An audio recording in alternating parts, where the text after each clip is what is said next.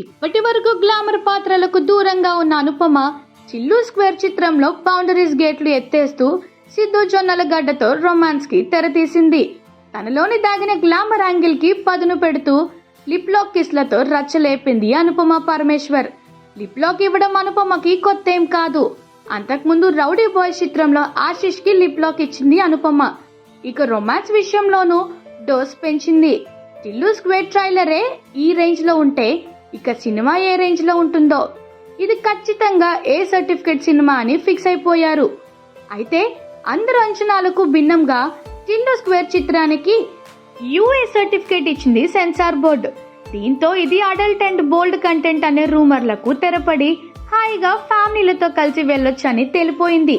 నిజానికి Tillu square title announce మొదలు trailer, promotions, songs అన్నీ కూడా ఇది అడల్ట్ కంటెంట్ మూవీ అనే ప్రచారాన్ని బలమించింది. కానీ యూఏ సర్టిఫికేట్ రావడంతో ఫ్యామిలీ ఆడియన్స్ కి కూడా చేరువ కాబోతున్నాడన్నమాట టిల్లు స్క్వేర్. అయితే లిప్ లాక్లు కానీ రొమాన్స్ కానీ ఎక్కువగా ఉంటే ఏ సర్టిఫికేట్ ఇస్తుంటారు. గతంలో ఒక లిప్ లాక్ ఉన్నా కూడా ఏ సర్టిఫికేట్ ఇచ్చిన సందర్భాలు ఉన్నాయి.